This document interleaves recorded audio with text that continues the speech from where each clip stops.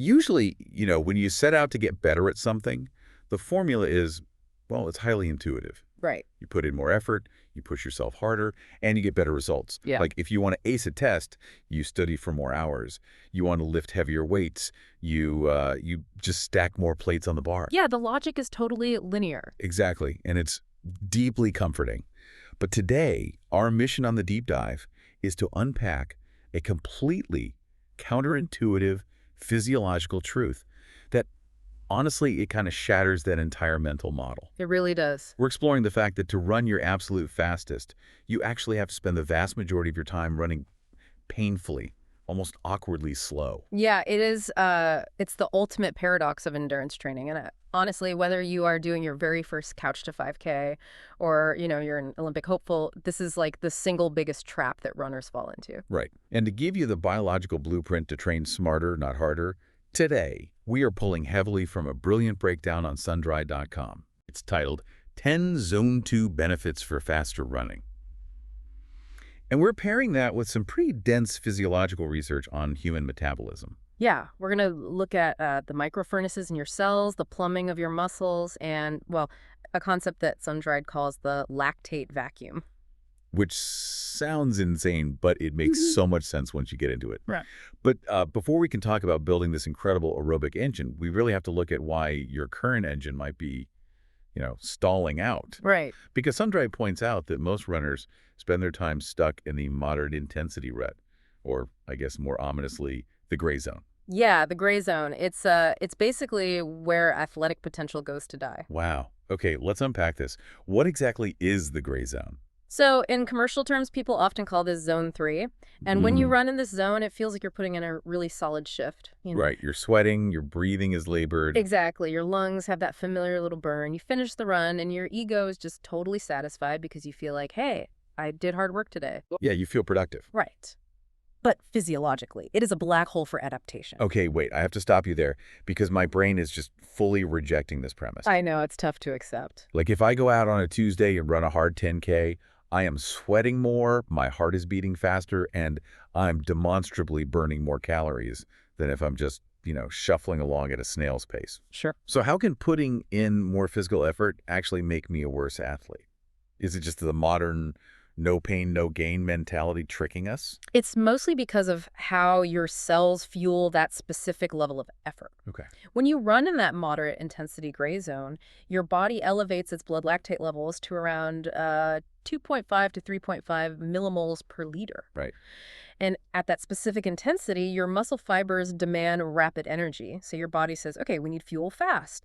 And it stops burning fat and starts burning through your highly limited carbohydrate stores, your glycogen. And we don't have a lot of that, right? Very little. I mean, you might have enough stored glycogen to last maybe 90 minutes to 2 hours at a hard effort. Wow, that's nothing.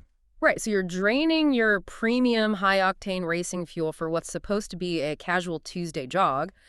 But the real punishment of the gray zone is the recovery tax. Meaning what exactly? Well, the effort is too hard to allow your body to recover properly from day to day. Right. But it's simultaneously too easy to trigger the neurological and structural adaptations that actually build your top-end aerobic power, your VO2 max. Ah, I see. So you generate this massive amount of systemic fatigue, and your body gives you almost zero specific fitness benefit in return. Sundry has this perfect analogy for this.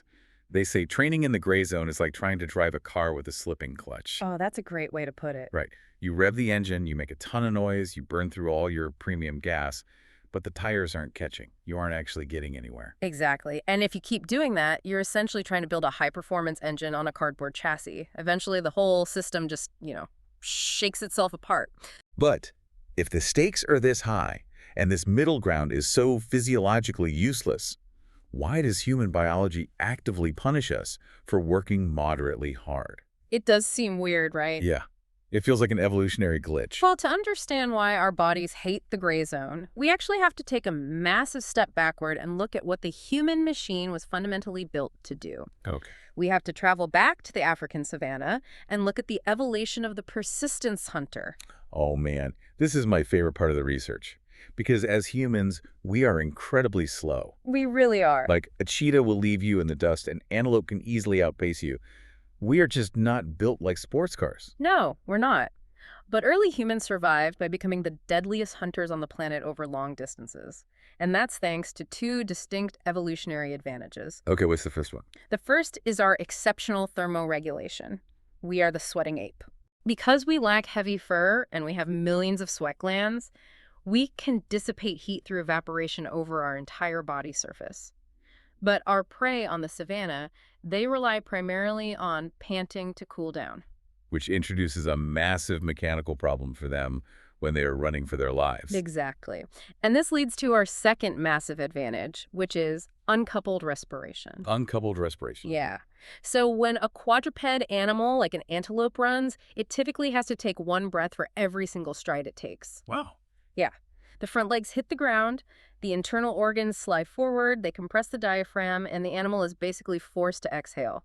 The breathing is mechanically locked to the running rhythm. But humans run upright. Mm. Our organs aren't slamming into our lungs with every step. Right. So we have uncoupled respiration. We can breathe at whatever rhythm we want, 2 breaths per stride, 3 breaths per stride, whatever. That makes sense. We can regulate our oxygen intake entirely independently of how fast our legs are moving. Here's where it gets really interesting, though. Because we have this hybrid engine, right? Yes, exactly. So early humans used those two traits to simply jog after their prey for hours and hours in the blistering heat of the day. The animal would sprint away, overheat because it couldn't pant effectively while running, and eventually literally collapse from heat stroke. So we evolved as this slow, relentless hybrid engine that just wears things down. Yeah, and the fuel source for that hybrid engine is the key to all of this. Even a very lean runner, someone with maybe 10% body fat, they carry tens of thousands of calories in stored body fat. Right. It is a massive, incredibly dense fuel tank designed for hours of low-intensity movement. When you run in the gray zone, you are completely ignoring this evolutionary blueprint. You're running the diesel engine on racing fuel. Exactly. You're demanding that your body burn its tiny 2,000-calorie reserve of glycogen instead of tapping into the tens of thousands of calories of fat you were literally evolved to burn. Okay, let me pause here. I understand the savanna, and I understand we want to burn fat instead of our limited glycogen. But what is physically happening inside the muscle cell to make that switch? Because earlier you mentioned building a bigger aerobic engine. How does shuffling along at a slow pace build anything? Well, this is where we look at mitochondrial biogenesis. Okay, the mitochondria. Right, the microscopic power plants inside your cells. They're the physical furnaces where fuel and oxygen are mixed together and converted into energy. Got it. To get fitter, you need to build more of these power plants, and your body actually has two completely different pathways to do that. Wait, shouldn't maximum effort equal maximum growth? Like if I want more power plants, shouldn't I be doing high-intensity sprints until I taste copper? Well, you can, and it does work. High-intensity interval training triggers a biological stress response called the AMPK pathway. AMPK. Okay. Think of this like pulling the biological fire alarm. The massive stress tells your body it desperately needs more mitochondria, but the collateral damage is immense. It floods your system with cortisol and stress hormones, and it might take you 2 to 3 days for your nervous system to fully recover from that single session. Wow. And the second pathway is what happens when we drop our egos and slow down into what Sun-Dried calls Zone 2. Yes. The Zone 2 hack utilizes the calcium calmodulin pathway. Calcium calmodulin. Right. When you run at a very low intensity for a long, sustained period, the repeated gentle muscle contractions cause a constant low-grade release of calcium within the cell. Just a steady drip. Exactly. This steady calcium signal activates the exact same mitochondrial growth as the high-intensity stress pathway, but it does it without setting off the biological fire alarms. That is wild. Yeah, you build a massive network of cellular power plants without the central nervous system damage. Whoa. So you get the exact same structural adaptation without the recovery tax. Yep. Okay, so what does this all mean? Let me make sure I have this right. That brings us to a concept from Sun-Dried that totally blew my mind. They call it the lactate vacuum. Oh, this is fascinating stuff. Right. So let me see if I have the mechanics of this right. When you are pushing really hard, say, the final sprint of a 5K, your legs get that awful, heavy, cement-like burn. That is lactate. It is, yeah. It's the accumulation of lactate and hydrogen ions, which are basically the byproducts of burning your glycogen extremely fast without enough oxygen. Right. And for decades, coaches told us lactic acid was this toxic enemy we had to avoid. Oh, absolutely. But Sun-Dried points out that by running slowly in Zone 2, We build these microscopic things called MCT1 transporters inside our slow-twitch muscle fibers. Exactly. So running slowly is essentially installing a heavy-duty biological waste management system, acting as a vacuum to suck up the lactate produced by your fast-twitch fibers and actually burn it as fuel. Yes. The plumbing analogy is perfect. Lactate is not a waste product at all. It's actually an incredibly potent, high-octane fuel for your body. Wait, really? Fuel? Yeah. The limitation is purely about clearance. If your body cannot clear the lactate fast enough, the acidity builds up in the local environment and your muscle fibers literally stop firing. Hence the heavy cement legs. Exactly. Zone 2 training physically builds the cellular plumbing, those MCT1 transporters, required to clear that lactate and shuttle it into the mitochondria to be burned. So you run slow to build the vacuum that lets you run fast. That's it. If you never run slow enough to build the vacuum, you will never be able to clear the acid, which means you will never be able to sustain a fast pace on race day. You are building the microfurnaces and the plumbing brick by microscopic brick. But this isn't just about what's happening inside the muscle cell. The Sun-Dried article highlights that your entire physical chassis gets a massive upgrade. Oh, huge upgrades. But I want to make sure I understand the causality here. One of the benefits they list is building a bigger pump, meaning your heart literally gets larger. Right. But if my heart is beating at 160 beats per minute in the gray zone, isn't it working harder than if it's beating at 120 beats per minute in zone 2? Why would a slower heartbeat build a bigger heart? It all comes down to the mechanics of fluid dynamics and stretching. Okay, how so? So stroke volume is the amount of blood your heart pushes out with every single beat. When you run in zone 2, your heart rate is elevated, but it's slow enough that the left ventricle has the physical time to completely fill up with blood before it contracts. It actually fills to the brim. Yes. That maximum volume of blood presses outward against the walls of the heart chamber, physically stretching the cardiac muscle fibers. Wow. By holding that steady, high-volume state for an hour, you are constantly stretching the chamber, which eventually adapts by becoming larger and stronger. So you're upgrading your heart from a tiny 1.0-liter engine to a massive V8. Exactly. If you run fast in the gray zone, your heart beats too quickly. It contracts before it can fully fill. Yeah. And because it never fills completely, the walls never get that stretching adaptation. So working harder literally prevents the structural growth. It does. And Sun-Dried pairs that bigger pump with capillary density expansion, which means building the actual microscopic road network for your blood to travel on. Right, the logistics network. Without that capillary road network, all the fancy carbon-plated super shoes and high-tech gels you buy are basically useless because you literally don't have the physiological roads to deliver the oxygen to your leg muscles. Exactly. What's fascinating here is how this affects the autonomic nervous system. Okay. Every time you train, you apply a stressor. If you go out and run in that zone 3 gray zone, you severely spike your cortisol levels. You trigger the sympathetic nervous system, which is your body's fight or flight response. Which leads to what the research calls a sympathetic hangover. Yes. A moderate to hard run in zone 3 can suppress your heart rate variability and leave your nervous system frayed and inflamed for up to 48 hours. 48 hours from one run. Yeah. But zone 2 is primarily parasympathetic. That is your rest and digest mode. Okay. The mechanical stress is low enough that your nervous system can recover in as little as 12 hours. You're protecting your hormonal health and actively preventing overtraining syndrome, which is exactly where most recreational runners end up when their cortisol is chronically elevated. So basically, Zone 2 is strengthening the chassis by building bone density and tendon strength, but without the massive mechanical strain that usually snaps us in half the moment we try to sprint. That is perfectly summarized. Okay, the biological case is airtight. If we don't want to fry our nervous systems and we want to build the heart of a V8 engine, we have to find this magical Zone 2. We do. But here is the practical nightmare. How do you actually know you are in it?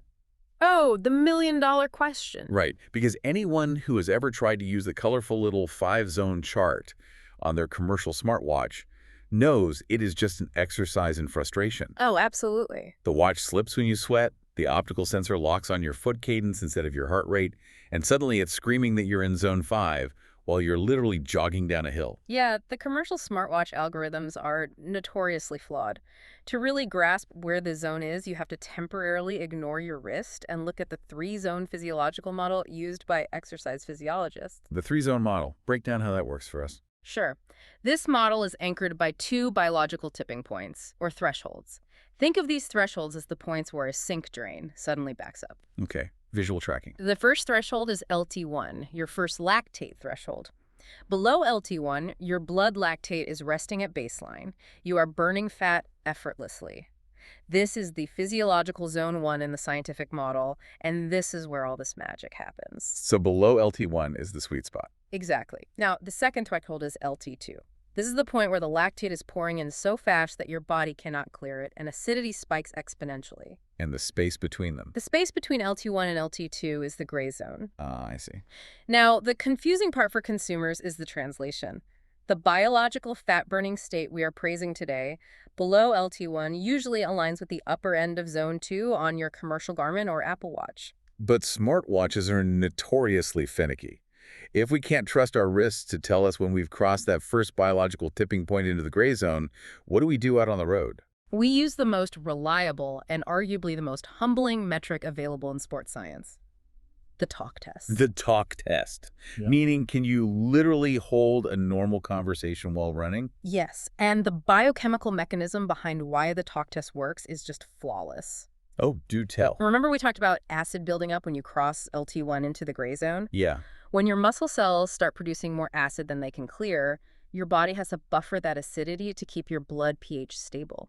It does this by deploying bicarbonate. Like baking soda. Exactly like baking soda. But when bicarbonate neutralizes acid, the chemical reaction produces a massive amount of excess carbon dioxide, CO2, and water. Okay.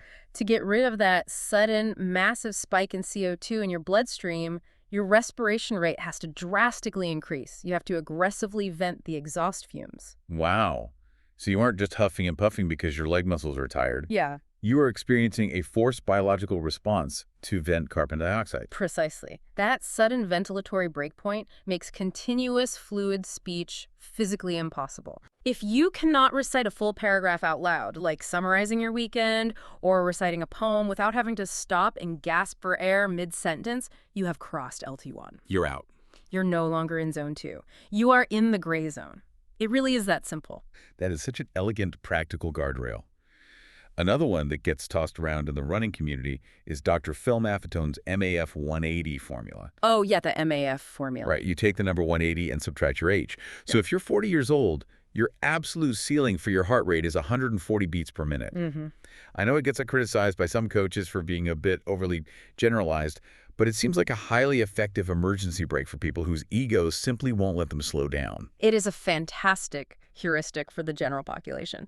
Because for a vast majority of runners, true zone 2 pace is painfully, deceptively easy. Yeah. I mean, if you are used to running a 9-minute mile, your true zone 2 pace might be an 11 or 12-minute mile. And that speaks right to the psychological hurdle here, which is the ego trap. The hardest part. You lace up your shoes, you step out the door, your neighbors are walking their dogs, and you do not want to be seen doing this awkward, bouncy shuffle jog. Yep. Your brain is screaming, I am a real runner, I can go faster than this.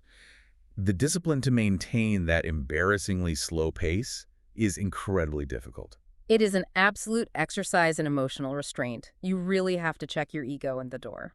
Okay, so if we exercise all this restraint, and we spend all our time shuffling around like we're moving underwater, what happens to the rest of our training? Good question. Because the Sun-Dried article is literally titled 10 Zone 2 Benefits for Faster Running. We still want to go fast. I do. Yeah. And this brings us to the essence of polarized training, often referred to as the 80-20 rule. 80-20. Yeah, the philosophy is that 80% of your training volume should be at this incredibly low fat-burning intensity to build the massive cellular engine. Okay. The other 20% of your training is high-intensity interval work to tune that engine. Right. Sun-Dried calls this final point earning the right to go fast. Exactly. If you're constantly chronically fatigued because you ran your easy Tuesday and Thursday runs moderately hard in the gray zone. Which we all do. Right. You are not going to have the neurological freshness or the stored glycogen to actually hit the extreme top-end power required during your track session. You need to hit those 400-meter sprints at absolute maximum capacity to recruit your fast-twitch muscle fibers and raise your VO2 max ceiling. Right. By forcing yourself to go embarrassingly slow 80% of the time, you arrive at your hard sessions completely fresh. You have physiologically earned the right to push your body to its absolute limit. The contrast is what creates the adaptation. Make your easy days truly easy, so your hard days can be devastatingly hard. Beautifully said. But I want to pull the lens back even further here, because as I was going through the deep dive materials, there's a piece of physiological research that transcends just setting a personal record at your local 5K. And it's profound. Yeah, if we connect this to the bigger picture, we really have to examine the work of researchers like Dr. Inigo San Millan. His clinical work demonstrates that this isn't just a sports performance issue. When he looks at the cellular environment of an athlete who is chronically stuck in the zone 3 plateau, someone who has terrible fat oxidation, poor lactate clearance, and mitochondrial dysfunction, Yeah. that cellular profile strikingly mirrors the metabolic profiles seen in patients with type 2 diabetes, metabolic syndrome, and even certain cancers. Wow. That is staggering. The inability to efficiently burn fat and clear lactate is literally a biological marker of disease. It is. When you commit the time to zone 2, you are building what physiologists call metabolic The flexibility. metabolic flexibility. Right. This is the ability of your cellular machinery to switch effortlessly between burning fat and burning carbohydrates based on the demand. Oh, I see. By spending hours doing these slow, sustained runs, you are dramatically improving your body's insulin sensitivity.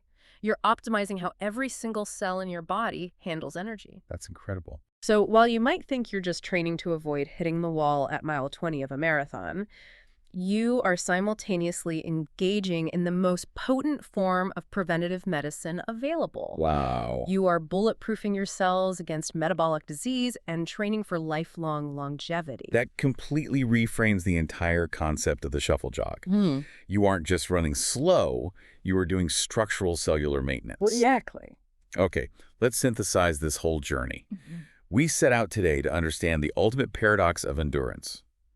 Why you have to run slow to run fast. And to find the answer, we had to travel from the hunting grounds of the African savanna down to the microscopic power plants inside our muscle fibers. Quite the trip. Right. To run fast, you must have the immense courage and discipline to drop your ego.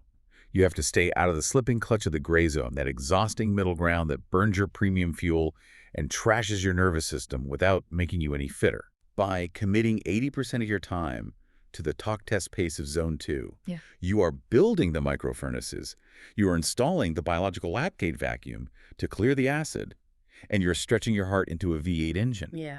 You are doing it all without the recovery tax, which earns you the right to truly fly during that 20% of hard work. It's the deliberate, patient construction of biological capacity. It requires humility every time you step out the door, but the payoff, both in top-end speed and in your lifelong metabolic health, is simply immense. I want to leave you with a final thought to mull over as you digest all of this. We've seen today that our human physiology absolutely requires us to pull back, to drop our egos, and to build deep foundational capacity at a low intensity before we can ever hope to achieve peak performance. The gray zone is a biological trap of moderate, exhausting effort that yields no reward. It makes you wonder, where else in your life are you stuck in the gray zone? Where are you grinding away at a moderately hard pace every single day, making a lot of noise, burning yourself out, but are not actually leveling up your capacity? That's a great question. Maybe it's time to slow down, build your base, and truly earn the right to go fast. Thank you for joining us on this deep dive. Have a fantastic week and enjoy your next very slow run.